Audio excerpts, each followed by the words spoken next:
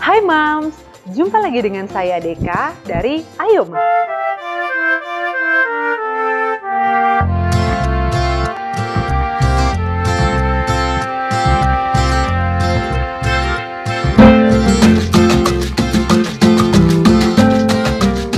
Selama beberapa minggu, kita telah banyak belajar mengenai berbagai jenis makanan. Mulai dari protein, karbohidrat, lemak, sayur, buah, dan susu. Kekurangan konsumsi salah satunya tentu saja akan mengakibatkan kekurangan gizi. Namun, berlebihan juga sangat tidak baik untuk kita. Kurang lebih, jumlah porsinya dapat kita bagi sebagai berikut. Untuk kelompok makanan berprotein, seperti tahu, tempe, ikan, ayam, atau daging, jumlah takaran sajinya adalah 2 takaran saji. Untuk satu porsi takaran saji, anak umur 6-12 tahun, yaitu 28-85 gram tahu, tempe, ikan, ayam atau daging. Setengah cangkir kacang seperti edamame atau kacang merah, dan 1 atau 2 butir telur. Untuk makanan berkarbohidrat dan biji-bijian, maka diperlukan 6-11 takaran saji per hari, di mana satu porsinya sekitar setengah sampai 1 roti, atau setengah cangkir nasi, atau setengah sampai 1 cup sereal, atau 3-5 keping crackers. Untuk kelompok makanan buah-buahan, memerlukan 2-3 kali takaran saji per hari, di mana satu porsi takaran sajinya antara lain setengah sampai 1 buah segar, atau setengah cangkir jus buah sekitar 125-200 ml, atau sepertiga cangkir buah frozen atau buah masak. Dan untuk kelompok makanan susu, memerlukan 2-3 takaran saji per hari, di mana satu porsi takaran sajinya adalah sekitar 1 cangkir susu, atau 28 gram keju, atau 1 cangkir yogurt. Untuk sayur, jumlah takaran sajinya adalah 2-3 kali, di mana satu porsi takaran sajinya adalah setengah cangkir sayur masak atau 1 cangkir salad. Nah, Mams, itu tadi tabel porsi takaran yang cukup untuk kita. Pola makan yang banyak mengandung sayuran dan buah-buahan sudah terbukti menurunkan tekanan darah, mengurangi risiko penyakit jantung, stroke, dan beberapa jenis kanker. Konsumsi sayuran yang rendah tepung seperti sayuran hijau sangat baik untuk menjaga agar berat badan tetap ideal. Pada umumnya, nutrisi sayur dapat dikonsumsi secara maksimal ketika mereka baru saja dipanen dan dimakan mentah, seperti ketika sayur-sayuran dibuat salad atau lalapan. Apalagi kalau sayurnya menanam atau ditanam di kebun sendiri. Sayangnya, tidak banyak dari kita yang cukup beruntung memiliki kebun luas untuk ditanami sayur.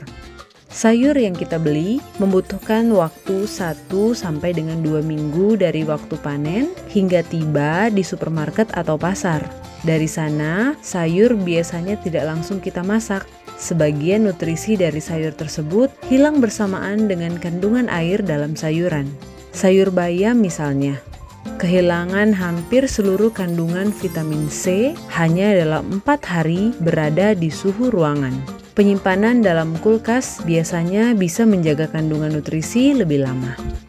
Hal yang lain yang perlu diperhatikan adalah pemrosesan atau proses memasak sayuran tersebut. Pada umumnya, semakin lama dan semakin banyak kontak dengan air, semakin sedikit nutrisi yang tertinggal dalam sayuran. Jadi, usahakan sayur dapat dikukus, tumis, atau rebus sebentar saja dan jangan terlalu lama. Negara kita punya banyak sekali menu masakan yang mengandung sayur sebagai bahan utamanya. Favorit keluarga kami antara lain, yang pertama, gado-gado. Makanan yang satu ini menjadi menu favorit hampir semua masyarakat kita. The Indonesian salad if you like. Sayur mayur yang dicampur membuat gizi yang disajikan menjadi lebih lengkap. Sayur favorit kami yang kedua adalah jangan bening atau sayur bening. Biasanya orang menggunakan bayam saja untuk sayur bening ini, tapi kami suka mencampurkan jagung, wortel untuk tambahan vitamin, dan sedikit daun kelor untuk tambahan protein. Yang ketiga, urap lato. Sayur favorit kami yang ketiga biasanya banyak dikenal di daerah Jepara atau Jawa Tengah. Di Indonesia, sayur ini dikenal dengan nama lato. Di Jepang, delicacy ini dikenal dengan nama umibudo. Teksturnya yang crunchy dan pecah di mulut, seru sekali dibikin urap. Banyak orang ragu untuk mengkonsumsinya karena bentuknya yang sedikit unik. Tapi sayur ini kaya akan mineral yang baik bagi pertumbuhan anak. Belum lagi masakan lainnya seperti tumis bunga pepaya, binte biluhuta, oseng jantung pisang, pecel, lotek, tumis pakis, dan genjer tauco. Mungkin kalau orang dari luar negeri datang ke Indonesia, mereka akan kaget melihat variasi masakan sayuran di Indonesia. Jadi sebetulnya memasukkan banyak sayur dalam pola makan sehari-hari seharusnya tidaklah sulit. Yang penting kita perlu terus mengingat yang pertama, pilih sayuran yang segar, kalau bisa ditanam sendiri lebih baik. Tapi kalau sulit, kita bisa menggunakan aplikasi seperti Sayur Box, Tani Hook, Cari Sayur, Kecipir, atau @kebun.id, di mana kita bisa membeli sayur langsung dari petani atau langsung dari kebun agar lebih segar. Yang kedua, simpan sayur yang belum akan dimasak di dalam kulkas agar gizi tetap terjaga. Yang ketiga, jangan memasak sayur terlalu lama agar tidak merusak kandungan nutrisinya. Lalu, bagaimana dengan lemak, gula, atau garam? Tentu saja ada porsinya.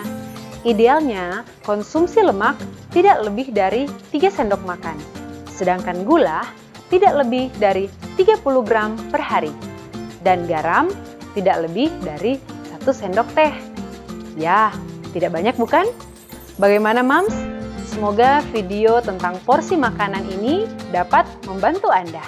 Saya Deka, pamit dan kita akan berjumpa lagi di video selanjutnya. Ayo Ma, tetap sehat, tetap berusaha demi kebaikan anak-anak kita. Bye!